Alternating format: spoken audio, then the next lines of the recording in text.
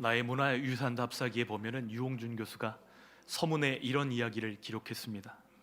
사랑하면 알게 되고 알면 보이나니 그때 보이는 것은 전과 같지 않으리라. 이런 서문의 이야기를 적었는데요, 주님을 사랑함으로 더 깊이 알아가는 저희들 되어지기를 소원합니다. 그래서 하나님의 영광을 보시는 주님의 백성들 되시기를 간절히 소원하고 축복합니다.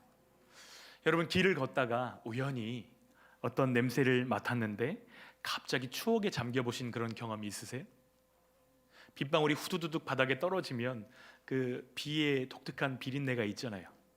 그런 냄새를 맡으면 어렸을 때 친구들이랑 비 맞으면서 운동장에서 뛰어놀았던 그런 기억이 떠오르는 분들도 계실 거예요. 그리고 또 헌책방이나 오래된 도서관 같은 데 들어갈 때 그 오래된 책에서만 나는 퀴퀴하고 고소한 냄새가 있습니다. 그런 냄새를 맡으면 밤새워서 공부하던 그런 시절이 생각이 나고, 또 설레며 읽었던 소설책의 감동이 되살아나기도 합니다. 저녁에 퇴근길에 어느 골목에서 나오는 냄새인지는 모르겠는데 그 고소한 된장찌개나 청국장 냄새를 맡으면 어머니의 뒷모습과 그 포근했던 기억들이 마음을 채우기도 합니다. 우리 교회 앞에 치킨집이 있어서 그런지는 모르겠는데요, 저는 닭 튀기는 냄새를 맡으면 교회가 생각이 나더라고요. 이렇게 냄새가 사람의 기억을 자극하는 것을 프루스트 현상이라고 부르는데요, 프랑스의 작가 마르셀 프루스트의 소설 잃어버린 시간을 찾아서에서 주인공이 홍차에 찍은 그 마들렌을 먹으면서 어린 시절의 기억을 되찾아내는 그런 장면에서 유래한 효과가 바로 프루스트 효과입니다.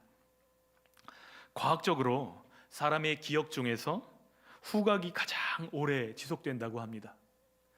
우리가 눈으로 본 것은 3개월 뒤면은 21%를 기억하는 데 반해 후각은 1년이 지나도 65% 이상을 기억한다고 합니다. 우리가 어떤 장소에서 어떤 사람을 떠올릴 때 그날의 향기를 먼저 기억하는 것이죠. 그래서 요즘은 치매 환자들을 치료할 때 냄새를 이용한다는 이야기도 들었습니다. 시각이나 청각은 뇌의 논리 회로를 거쳐서 기억되지만 이 후각만큼은 유일하게 그런 것들을 거치지 않고 바로 전두 옆 해마로 전달된다는 것이에요. 왜 우리가 치과 그 양냄새나 병원 복도에서 맡는 그 소독약 냄새를 맡으면 벌써 몸이 굳어오는 분들이 있을 거예요. 왜 그렇죠?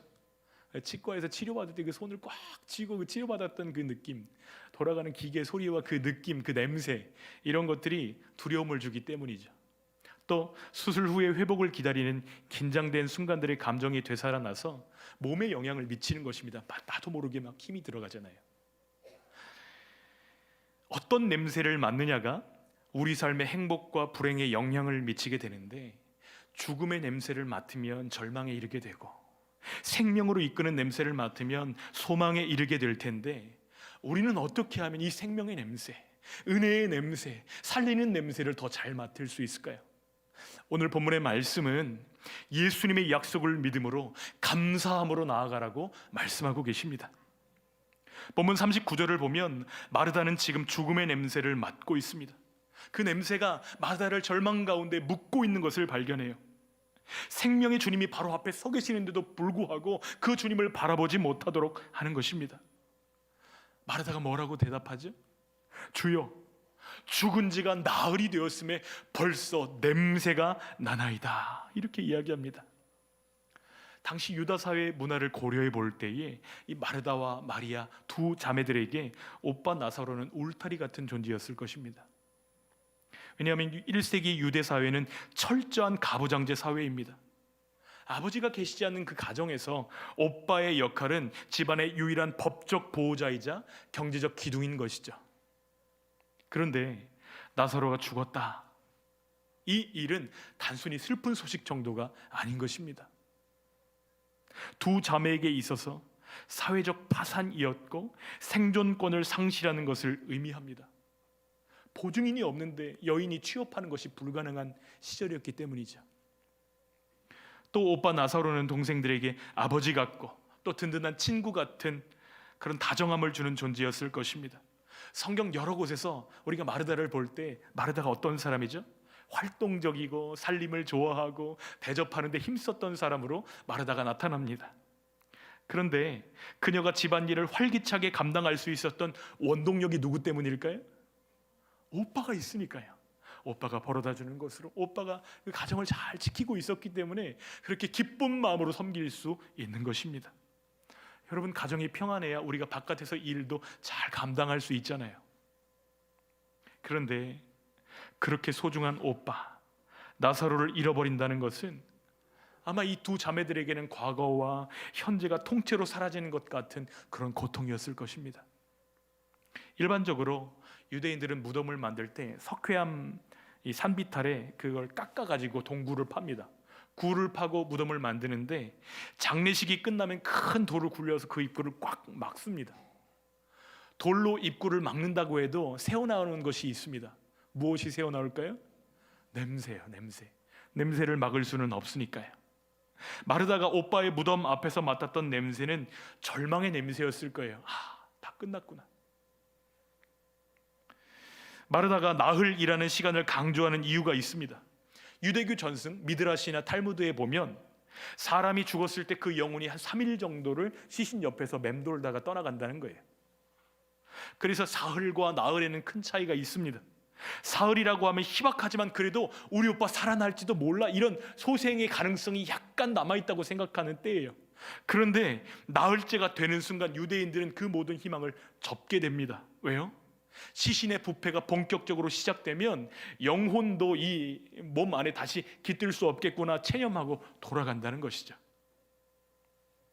그러니까 죽은 지 4일이 지났다는 것은 단순히 몸이 죽은 상태를 넘어서 영혼과 육체가 결합할 가능성이 0%인 것입니다. 절망이죠. 사랑하는 성도 여러분, 지금 마르다의 입에서 터져나온 나흘이나 되었습니다. 그러니까 이 말 속에 담긴 의미가 어떤 뉘앙스인지 좀 이해가 되세요? 이 말에는 주님을 향한 뼈아픈 원망이 서려져 있습니다. 주님, 조금만 더 일찍 오시지 그랬어요. 주님, 우리가 사람 보냈을 때 그때 바로 오셨다라고 한다면 이런 일은 없었을 거잖아요.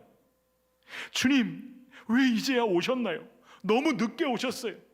예수님과 마르다의 집 가운데 떨어져 있는 그 거리는 불과 4km 정도밖에 떨어져 있지 않습니다. 그러니까 마음만 먹었으면 바로 오실 수 있었는데 왜 지체하셨나요? 이런 원망이 서려 있는 것이죠. 우리 인생에도 이런 순간들이 있지 않습니까? 주님, 제 사업이 부도나기 전에 그때 오셨어야죠. 주님, 제 몸에 암세포가 생기기 전에 그때 오셨어야죠. 주님, 내 자녀가 이렇게 엇나가기 전에 그때 오셨어야죠. 주님은 왜 이토록 더디 오시냐고 울부짖는 순간들이 있습니다. 이럴 때 우리는 어떻게 생명의 냄새, 은혜의 냄새를 맡을 수 있을까요? 개인적으로는 찬양이 큰 힘이 됩니다. 너무 답답하고 내 힘으로 기도가 나오지 않는 그 순간에 찬양을 듣거나 찬양을 부르거나 찬양하는 곳에 서 있는 것만으로도 정말 하나님의 많은 위로를 경험합니다. 2차 세계대전 당시에 나치의 가스실로 향하던 유대인들이 죽음의 문턱에서 불렀던 노래가 있어요. 아니마밈의 노래입니다. 아니마밈이 무슨 뜻이냐면 히브리어로 나는 믿습니다, 이런 뜻이거든요. 지금 죽음의 가스실로 끌려가는 동료들을 보면서도 나는 믿는다는 노래를 부르면서 그 죽음의 냄새를 밀어냈던 거예요. 그 가사는 이렇습니다. 나는 메시아가 오실 것을 믿습니다.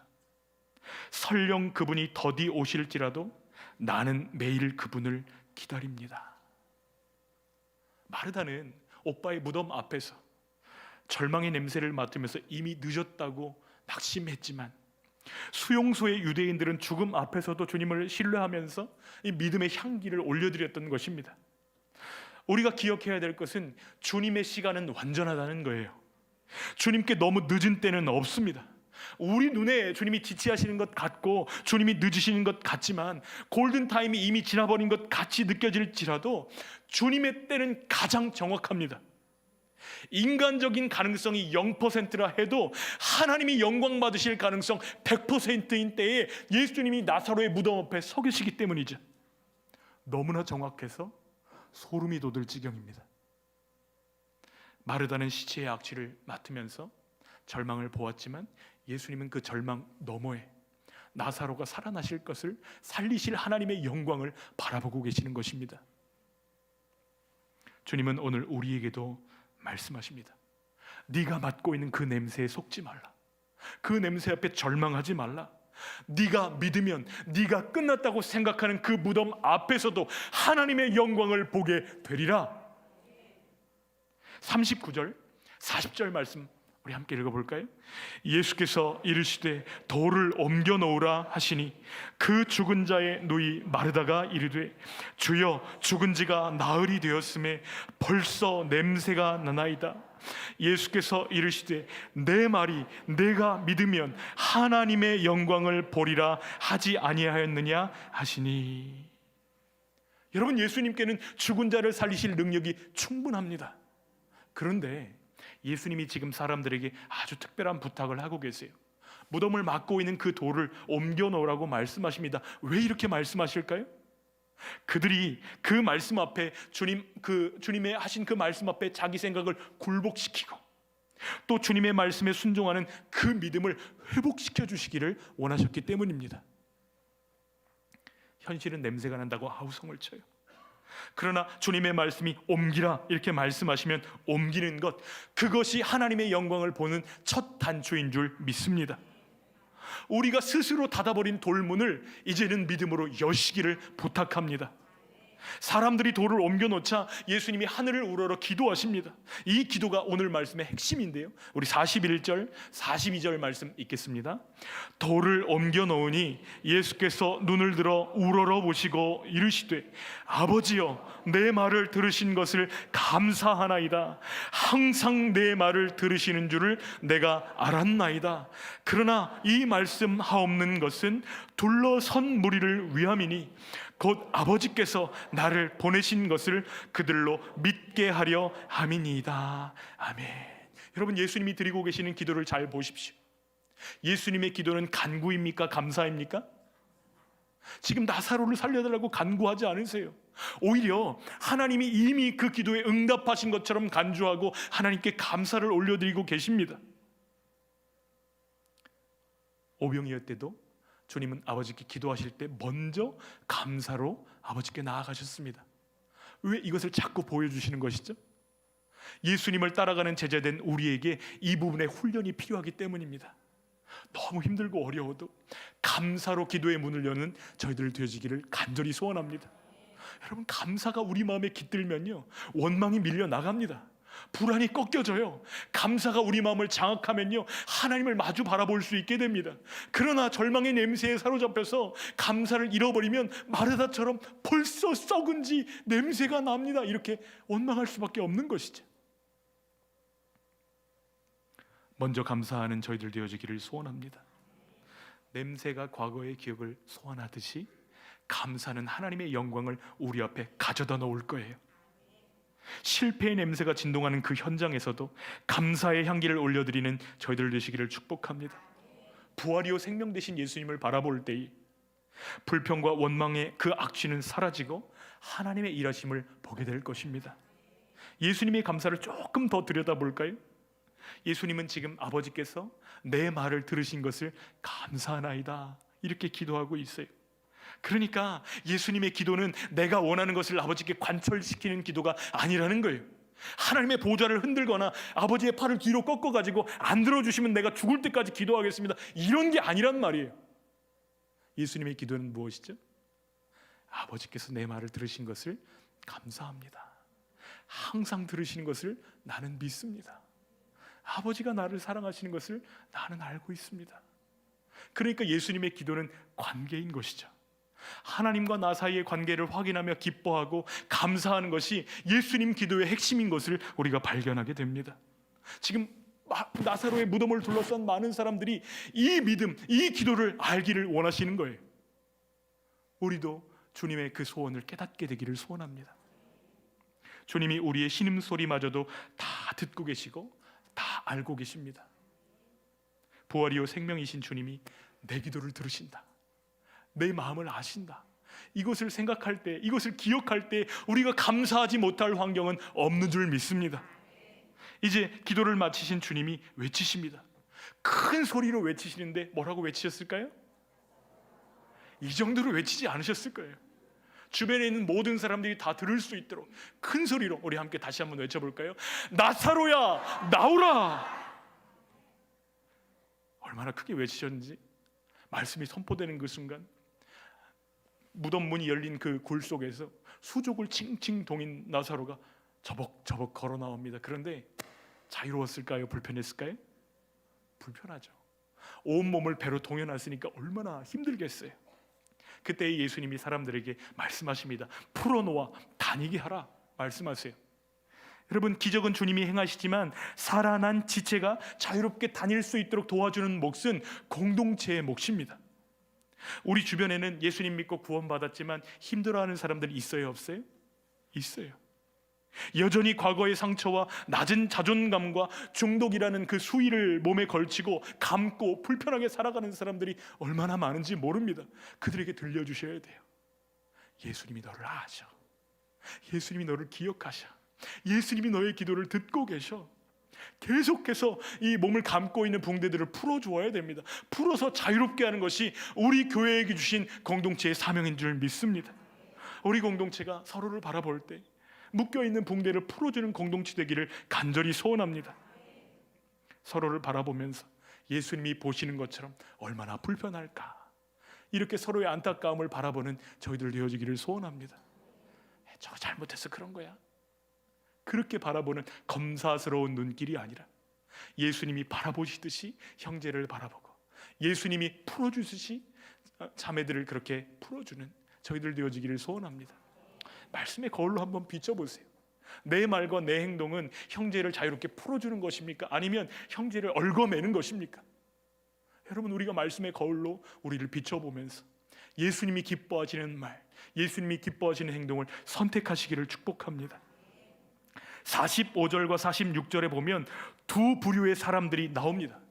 기적을 보고도 예수님을 바리새인들에게 고발하러 간 사람들과요, 기적을 보고 예수님을 기쁨으로 영접하는 사람들, 두 부류의 사람들이 나옵니다. 그러고 보면 기적을 본다고 다 믿는 것은 아닌 것 같아요.